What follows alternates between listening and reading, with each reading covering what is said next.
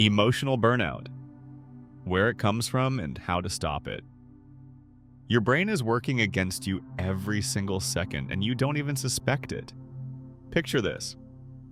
76% of working people are experiencing emotional burnout right now. But here's what's fascinating. This isn't laziness, character weakness, or unwillingness to work. What if I told you that burnout isn't a psychological problem? It's an actual neurobiological process that can be seen on MRI scans, measured in laboratories, and most importantly, stopped. Your brain literally changes its structure when you burn out. Over the next 25 minutes, we'll peer inside your brain and see exactly what happens when you feel emotionally exhausted. You'll discover why some people burn out while others thrive in the same conditions. And most crucially, you'll get a concrete action plan based on the latest neuroscience discoveries. But first, let me tell you the story of a single neuron. Imagine a tiny neuron in your prefrontal cortex, the brain region responsible for decision-making and self-control. This neuron works like a dispatcher at a subway station during rush hour. Every second, thousands of signals pass through it. Decisions need to be made, emotions suppressed, attention focused on tasks. During the first weeks of stress, it handles everything perfectly. But after 6 months of constant pressure, this neuron starts malfunctioning. Its dendrites, the branches through which it receives information, literally shrink. Synapses weaken, and suddenly the simplest decisions seem impossible. This isn't a metaphor, this is reality that can now be observed in laboratories worldwide. The pandemic increased burnout levels by nearly 40%, but simultaneously gave us unprecedented understanding of what happens in the brain. Today we'll discuss 4 key things. First, we'll look inside the brain and see exactly what breaks during burnout. Next, we'll examine why our ancient biology can't cope with the modern world. Then we'll discuss long-term consequences and risk factors. And finally, most importantly, how to fix it all. It's crucial to note burnout is no longer a mystery. We know its mechanisms, and we have tools for recovery. To understand how to stop burnout, we first need to look inside the brain. And the picture will be far more complex than you imagined. Part 1. Anatomy of burnout. What happens in the brain? If you could see your brain during burnout under a microscope, the picture would astonish you. This isn't just fatigue or bad mood. These are specific, measurable changes in 3 key neural networks. The first victim is your prefrontal cortex. Think of it as the main office of U Corporation. This is where all important decisions are made, the future is planned, and emotions are controlled. During burnout, connections between neurons in this area weaken. Imagine an office where the internet constantly cuts out. The employees are there, but coordinating work becomes impossible. Researchers discovered that people with burnout show reduced functional connectivity in the prefrontal cortex within a specific brainwave range. It's as if radio stations in your brain started jamming each other. The result? What used to come easily now requires enormous effort. Choosing what to wear in the morning becomes torture. Concentrating on a simple task becomes heroic. The second area under attack is the reward system.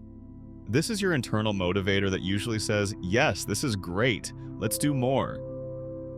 During burnout, dopamine pathways start malfunctioning.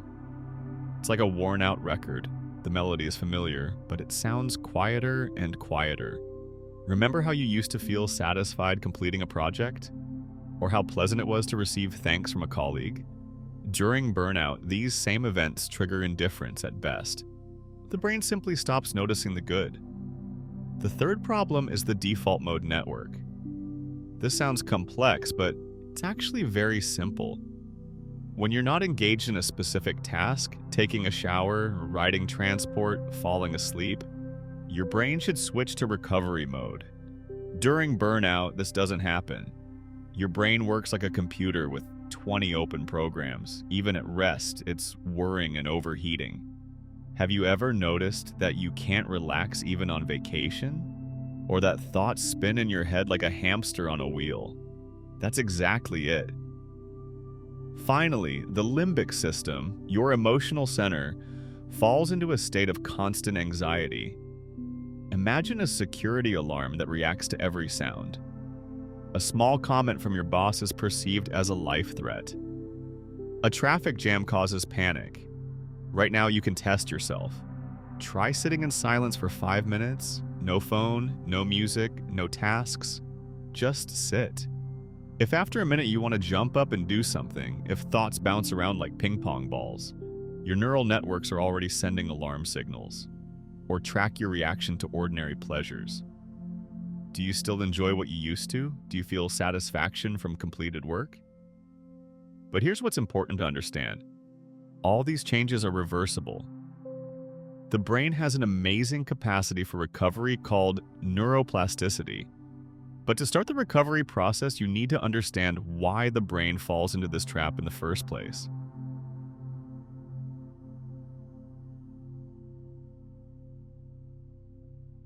Part 2. Biological roots. Why the brain burns out. The thing is, our biology is completely unprepared for the modern world. Imagine taking an operating system written 50,000 years ago and trying to run modern applications on it. That's roughly what happens to our brain every day. Our nervous system evolved in a world where stress was acute and short-term. You see a saber-toothed tiger, the fight-flight-freeze system activates. You run away or win, stress ends, the organism recovers. Simple and effective. But what happens now? Your brain can't distinguish a deadline from a saber-toothed tiger. An aggressive email from your boss activates the same ancient programs as a real-life threat. The problem is, you can't run away from an email or defeat it in honest combat. The result, your sympathetic nervous system remains in a state of constant combat readiness. It's like a car that's been running at high RPMs for months. The engine starts wearing out, overheating, breaking down. Next comes cortisol, the stress hormone.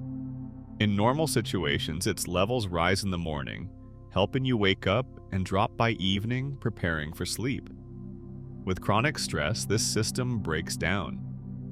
Imagine an alarm clock that rings constantly.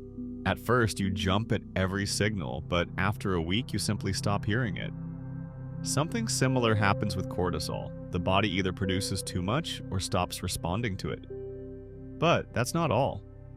Chronic stress triggers a process scientists call allostatic load. It sounds complex, but the essence is simple. Your organism wears out from constantly adapting to stress. Imagine a rubber band that's constantly stretched. At first it returns to its original shape, but sooner or later it loses elasticity and tears. Your nervous system works on the same principle. And finally, the most unexpected discovery of recent years, chronic stress causes inflammation in the brain. Yes, Mao, actual inflammation, like with a cold or injury. Brain immune cells start attacking neurons, considering them damaged. You know this result of neuroinflammation well. Brain fog, memory problems, difficulty concentrating. This isn't laziness or age, it's an inflammatory reaction of the brain to chronic stress. Now test yourself with a simple assessment. Track your energy immediately after waking up and 2 hours later. If you feel exhausted in the morning but get artificial energy after a couple hours, that's a sign of disrupted cortisol rhythm. Or notice brain fog. Do you ever enter a room and forget why you came? Or reread the same paragraph several times without understanding the meaning? These are signals of neuroinflammation. But here's an interesting fact. Not all people are equally vulnerable to burnout. In identical stressful conditions, some literally burn out, while others remain resilient. Why does this happen, and can it be changed?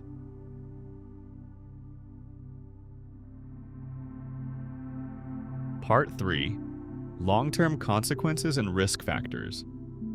If burnout isn't stopped, the brain begins to change structurally, and these changes can be seen with the naked eye on MRI scans. Gray matter in the prefrontal cortex, that same control center, literally decreases in volume. Imagine employees gradually leaving your main office. At first, work somehow continues, but then serious problems begin. Decisions are made more slowly, mistakes increase, creative thinking fades. But the scariest part, neuroplasticity suffers. This is the brain's ability to create new connections, learn, and adapt. With prolonged burnout, the brain literally loses its ability to change. It's like your smartphone stopped installing updates. It won't break immediately, but gradually becomes hopelessly outdated. You can check this simply. Try learning something new in a week. New foreign words, a few guitar chords, basic dance moves. If the process is much harder than before, that's a warning sign. Next, a cascade of systemic disorders launches. Burnout doesn't just hit the brain, but the entire body. The immune system weakens, you start getting sick more often. The cardiovascular system suffers from constantly elevated blood pressure. Digestion is disrupted by chronic stress. Statistics show a 60% increased risk of heart attacks in people with severe burnout. These aren't just numbers, these are real lives. But here's what's interesting. Why do some people burn out quickly while others remain resilient, even in extreme conditions? Recent research has identified several key protective factors. The first is what psychologists call optimism, but not naive, realistic optimism. Such people don't deny problems, but believe in their ability to solve them. Their brains literally process stressful situations differently. The second factor is a sense of humor.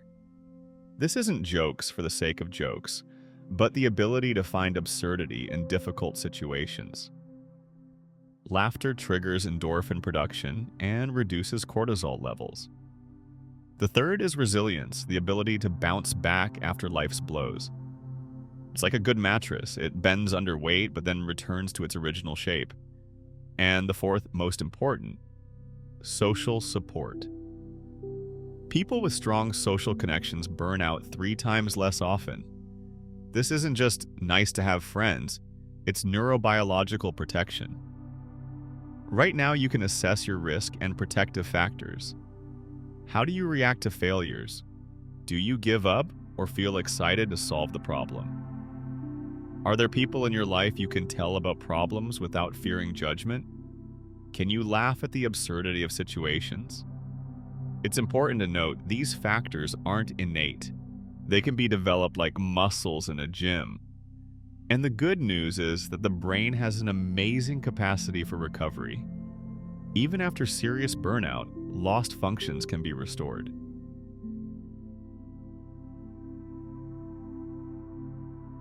Part 4. Evidence-based recovery methods. Now for the most important part, how to fix all this. And here I have excellent news. The brain can be reprogrammed. Neuroplasticity works both ways. If burnout changes the brain for the worse, then correct actions can change it for the better. Let's start with the most effective method, restructuring emotional schemas. It sounds complex, but the principle is simple. Teach the brain to respond differently to stress and pain. Imagine your brain is an old house with wiring that constantly short circuits. Instead of fixing individual wires each time, you need to completely rewire the electricity. That's exactly what special emotional therapy techniques do. The essence is to experience difficult emotions in a safe environment, but with new skills for processing them. The brain gradually learns, this familiar feeling, but now I know how to handle it. A specific technique is called emotional hygiene. Every day, preferably before bed, spend 15 minutes analyzing your emotions. Don't try to change or fix them. Just observe. like a scientist studying an interesting specimen. Next, restoring functional brain connectivity. Remember those brain waves that jam each other during burnout? They can be retuned. The simplest way is special meditation for alpha rhythms. Sit comfortably, close your eyes, and focus on breathing. But don't just breathe, count. Inhale for 4 counts, hold for 4, exhale for 6. This rhythm naturally synchronizes brain waves. It's important to note, this must be done regularly, like brushing teeth. Once won't work, but 20 minutes daily for a month will literally restructure neural networks. The third component, cognitive behavioral strategies. Here, the principle of being proactive is more important than reactive. Instead of reacting to stress after the fact, create a system to prevent it. For example, the emotional weather forecast technique. Every morning, spend 2 minutes predicting your emotional state for the day. Where might difficulties arise? What resources will help overcome them? It's like taking an umbrella when you see clouds on the horizon. And finally, modern neurofeedback technologies. Now there are apps and devices that can show your nervous system's state in real time and help correct it. Imagine a mirror that shows not appearance, but internal state. You see, oh, I'm stressed now, though everything seems calm externally, and can take action. But most importantly, a phased recovery plan. You can't change everything at once. That creates additional stress. Start with 1 technique per week. Week 1, emotional hygiene before bed. Week 2, add morning breathing practice. Week 3, start keeping an emotional weather forecast. Week 4, find an app for tracking nervous system state. By month's end, you'll have a complete recovery system working automatically. Remember, knowledge without action is just information. The brain only changes when you actively practice new skills.